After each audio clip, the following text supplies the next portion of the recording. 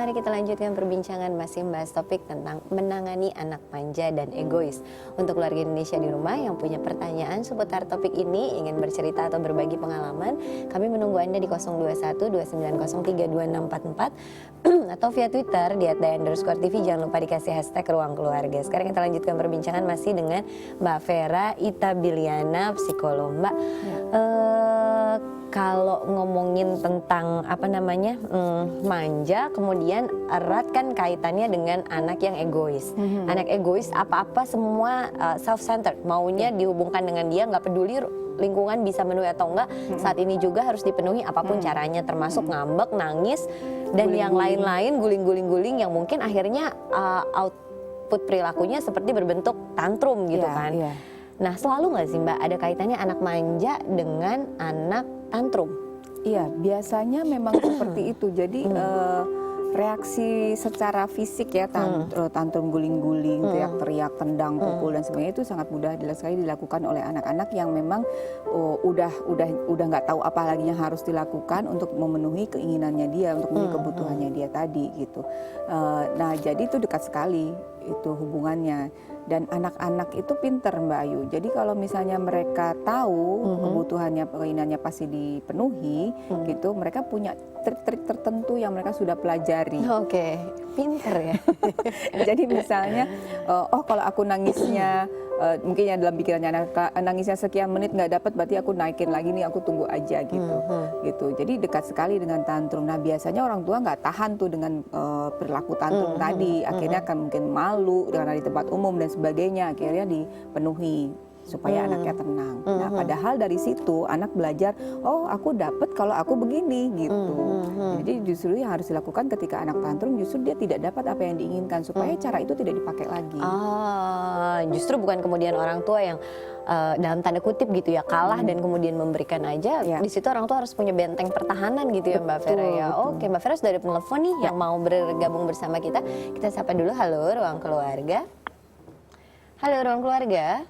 Iya, halo. Ya, dengan siapa di mana Ibu? Saya Ibu Siti dari Bogor. Baik, Ibu langsung pertanyaannya Ibu. Ya, saya mendengar tadi dari narasumber, saya sebagai orang tua merasa bersalah. Karena anak saya sekarang udah mau 11 tahun, kelas 5. Terus dia itu kurang mandiri. Terus sekarang itu dia suatu saat makan masih harus disuapin. Kalau menunya tidak cocok.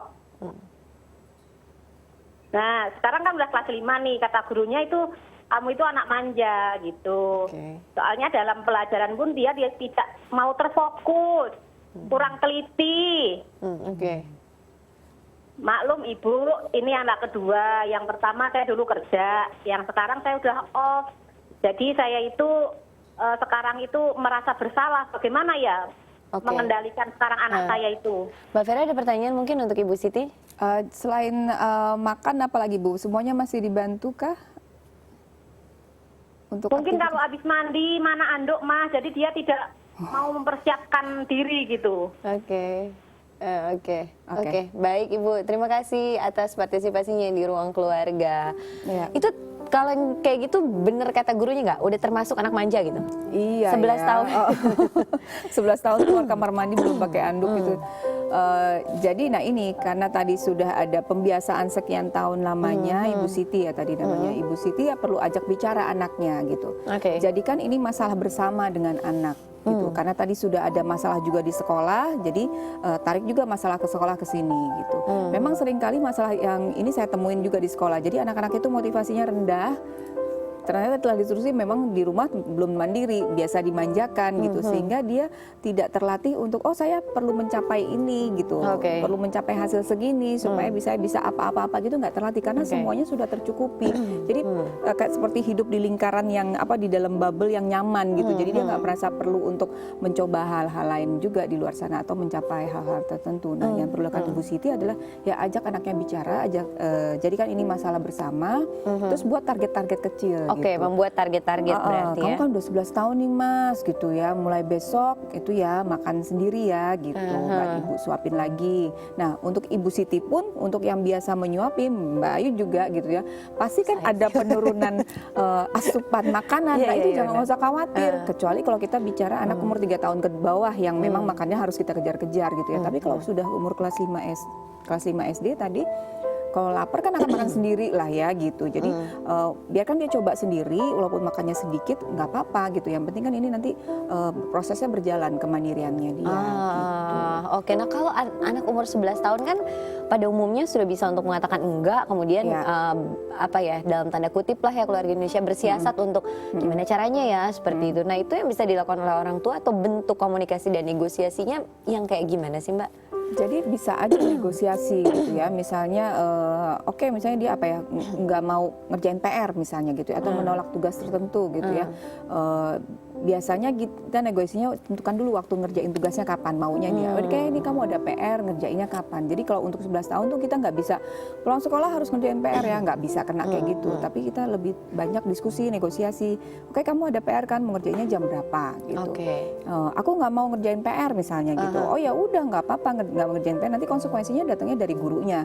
Nah kalau konsekuensinya bisa ditambahkan di rumah boleh aja. Oke. Ya udah kalau misalnya PR-nya nggak selesai, misalnya jam 5 sore, berarti kamu kehilangan nonton TV ya, kehilangan jam nonton TV, nah kayak gitu.